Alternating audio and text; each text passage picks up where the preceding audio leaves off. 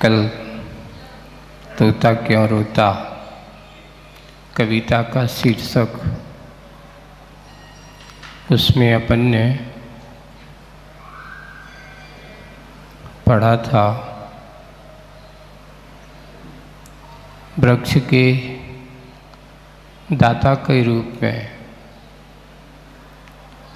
पथिक को आने वाले पात्र के लिए अच्छी सघन छाया देकर के उसने अपना काम किया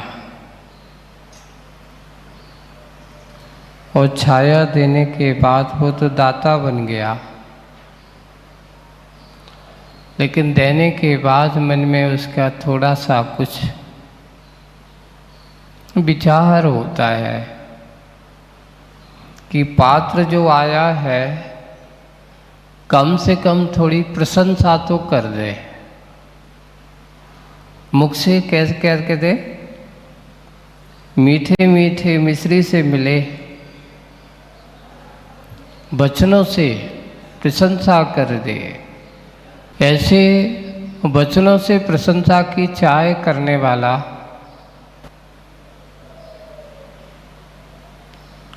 वचनों में दरिद्रता नहीं होना चाहिए। एक नीतिकारों ने है वचनम किम दरिद्रतम, ऐसा लिखा। अच्छा बोलो में दरिद्रता क्यों रखें हम? किसी चीज की प्रशंसा अगर अच्छे गुण हैं तो गुणी जनों को देख करके उनकी प्रशंसा के भाव स्वाभाविक होना ही चाहिए। उनकी प्रशंसा करने से हमारे अंदर के भाव भी प्रसन्न होते हैं। यानी जब हम दूसरों की निंदा करते हैं या दूसरों की निंदा करने जाते हैं तो उस समय के आपके भाव विकृत हुआ करते हैं, और जब हम किसी की प्रशंसा करते हैं तो हमारा मन हर्षित होता है। इसलिए हमेशा प्रशंसा के भाव बनाए रखो। निंदा के भाव रखने से संक्लेश होता है। जब भी कोई भी हो, किसी की भी अगर हम बुराई करने जाते हैं तो सबसे पहले तो हमारे अपना बुरा होता है। कोई दूसरे को बुरा हो या ना हो, पर स्वयं का बुरा तो हो ही जाता है। और जब हम किसी की प्रशंसा करते हैं तो किसी का भला हो या ना हो, सामने वाले का भला हो या ना हो, पर मेरा भला तो हो ही जाता है। इसलिए अपना भला चाहते हो तो निंदा करने में नहीं, प्रशंसा करने का आनंद लीजिए। जिसको अपनी प्रशंसा नहीं, दूसरों की प्रशंसा करने का आनंद होता है, अपनी प्रशंसा करने का नहीं, दूसरों की प्रशंसा करो, अच्छाई की ओर दृष्टि रखो। प्रशस्त ध्यान कहा उसको। जिस समय व्यक्ति किसी के गुण ग्रहण के भाव रहते हैं उस समय उसके परिणाम भी प्रशस्त होते हैं। उस समय उसके अंदर किसी प्रकार के वैमनस्यता का भाव नहीं होता। उसके अंदर सामने वाले की अच्छाई सामने हुआ करते हैं।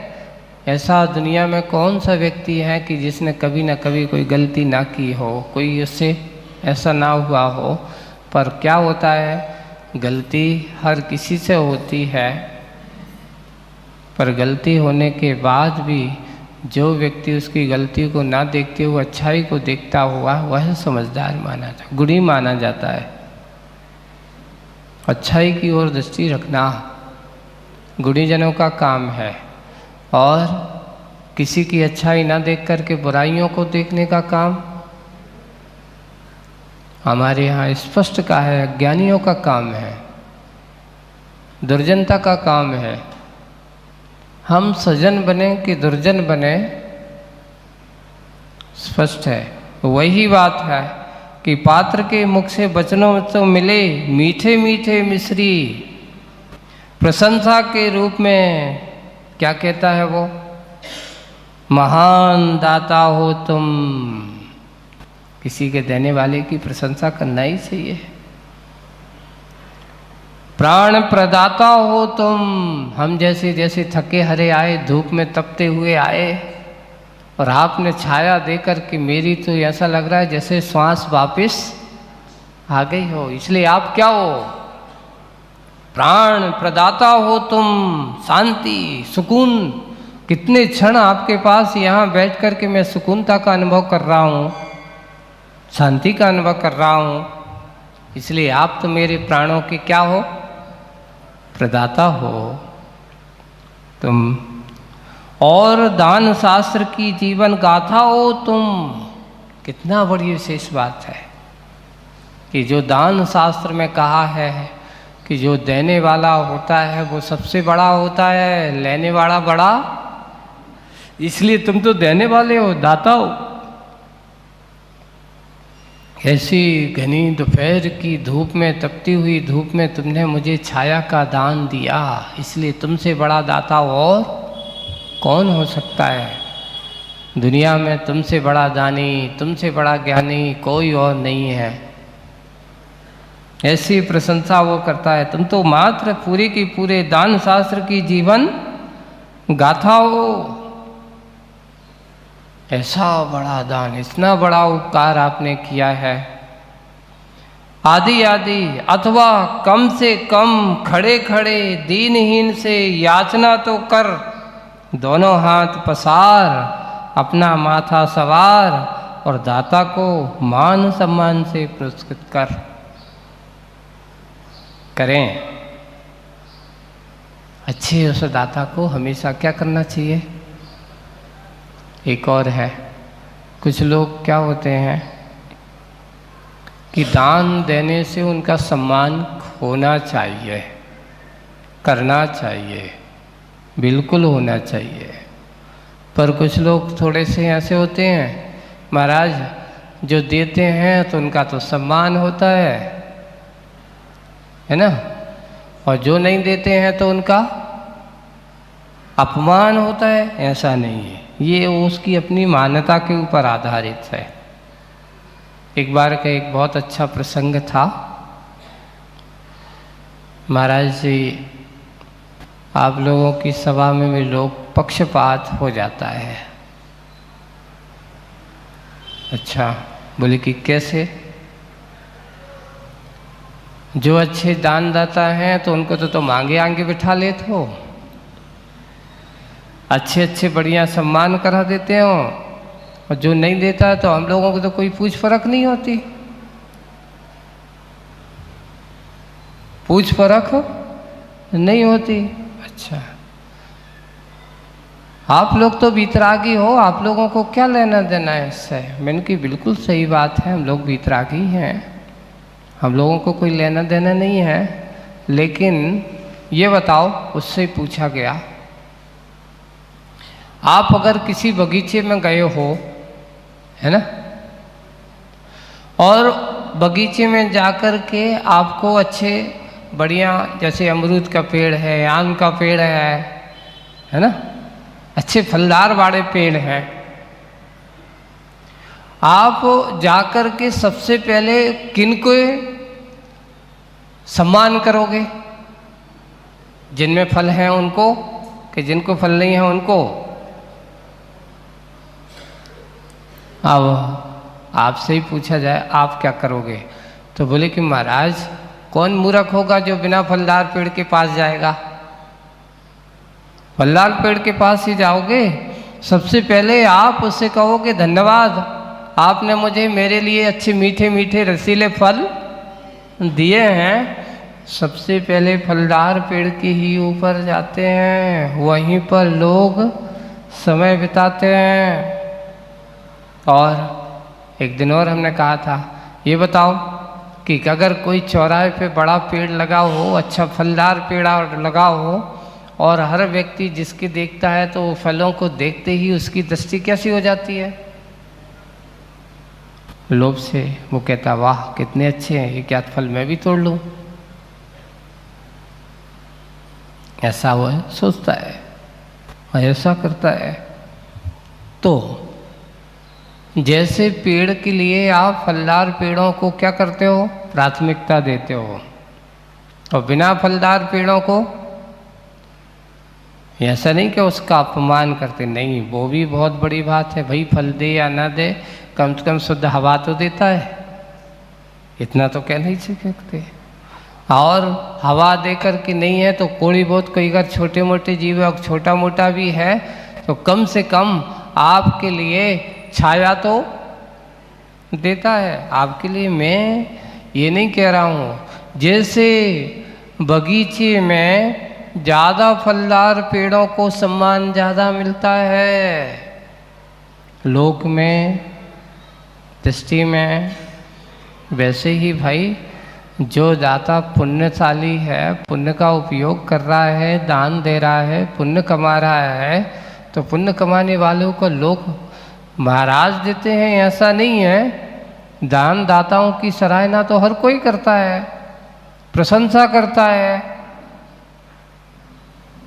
इसलिए उनको अगर किसी ने सम्मान दिया है तो आप भी उस सम्मान के पात्र बनने की कोशिश करिए। बंधुओं, उसकी बात को देख करके मन में ये विचार आ गया कि देखिए, दान दाता जो होता है उसकी देने वाले की प्रशंसा करना, कराना आज के नहीं है, ये तो हमारे युग के आदि से चली आ रही है कि दाता की प्रशंसा करना ये हमारे जीवन का क्या, सारे के सारे लोग युग के आदि की परंपरा से। देख, एक बहुत अच्छा प्रसंग आचार्य श्री सुनाते थे। आदिनाथ भगवान को आहार देने का पुण्य चक्रवर्ती को नहीं था। सोचिए आप, 6 खंड का अधिपति है, 6 खंड का अधिपति है और 32 मुकुटबद्ध राजाओं का श्रेष्ठी है, 32,000 राजाओं का। कितने राजा हैं? पूरे 32,000 राजाओं में श्रेष्ठ है, ऐसा चक्रवर्ती है। उस चक्रवर्ती के अधीनस्थ राजा, उनके ही राज्य के साथ रहने वाले इतने समय हो गया, बाहुबली जैसे पुत्र को, उनका भी हस्तिनापुर के वो भी राजा हैं। ऐसा नहीं कि उस समय उसने प्रयास नहीं किया होगा। ये बताओ, या वो उनके एक किसी ने पूछा था कि आदिनाथ भगवान ने पुत्रों का त्याग किया था, राज्य का त्याग किया था, क्या पुत्रों ने आदिनाथ भगवान का त्याग किया था?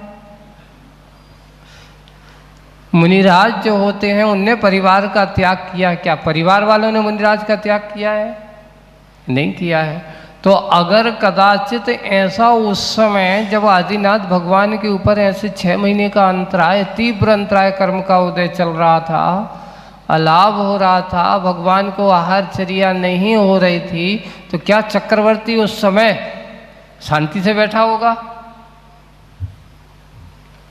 वो भी प्रतिदिन कहीं ना कहीं से सोचता होगा कि क्या होगा भगवान, आखिर में ऐसा चक्रवर्ती बनकर कि मैं क्या कर सकता हूँ कि एक मुनिराज यहाँ पर, उनके अंदर ये नहीं था कि मेरे पिताजी, वहाँ तो ये था कि मुनिराज बनने के बाद आहारचर्या नहीं हो रही है, ऐसा क्या कारण है, हमें ऐसी कौन सी कमी है, मेरा पुण्य क्षीण हो रहा है, इतना चक्रवर्ती का वैभव भी मेरे कोई काम में नहीं आ रहा है। क्या मतलब है ऐसे वैभव का कि एक हमारे नगर में मुनिराज हो और वो आहार ना हो और मैं यहाँ आहार करूं?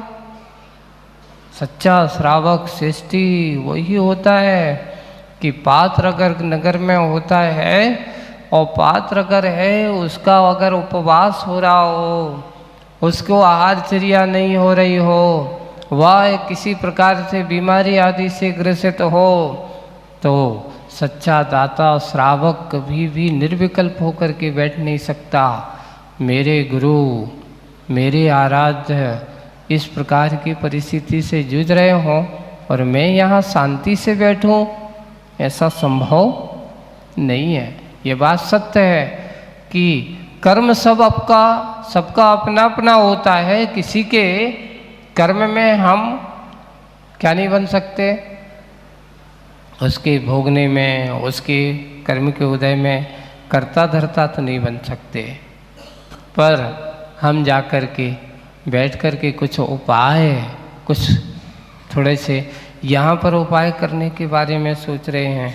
करते करते पूरे 6 महीने, क्या 7 महीने 8 दिन निकल गए। भगवान आदिनाथ भगवान को 6 महीने का कह देते, जबकि 6-7 महीने तक का चला हुआ था। आदिनाथ भगवान की दीक्षा चैत बदी नवमी को हुई। कब हुई उनकी? चैत बदी नवमी को। और आहार चर्या पूरी चैत बदी नवमी से चले तो 6 महीने तक तो प्रतिमा योग धारण किया, ध्यान में बैठे रहे उपवास के साथ, है ना। तो 6 महीने ये निकल गए। उसके बाद फिर आहारचर्या को उठे तो कब आहारचर्या कब हुई? वैशाख शुक्ला तीज को। तो यहाँ से अपन चलते हैं तो वैशाख बदी नवमी तक पूरे कितने हो जाते हैं? 7 माह। और नवमी से लेकर के 30 तक अगर ले बनाते हैं तो पूरे 8वें दिन, 5 दिन यहाँ ले लो 14 तक का, या वो पूर्णिम अमावस्या तक का 5 वो, और तृतीया तो कितने दिन हो गए? 8वां दिन। यानी पूरे 7 माह 8 दिन तक का ऐसा 8वें दिन तीव्र अंतराय कर्म का क्षयोत्सम होता है। अब दाता कैसे मिला? देखिए, इतने सब पूरे के पूरे राज्यों में सब जगह हस्तिनापुर, पोदनपुर, पूरा का पूरा आसपास की पूरी जनता, सबको एक ही भावना है कि ऐसे मुनिराज आदि कुमार मुनिराज को, सब नाथ मुनिराज को कब आहारचर्या होगी। सबके मन में भावना भारी, सबके मन में। तो बैठे बैठे ऐसा चिंतन सब कुछ कर रहे हैं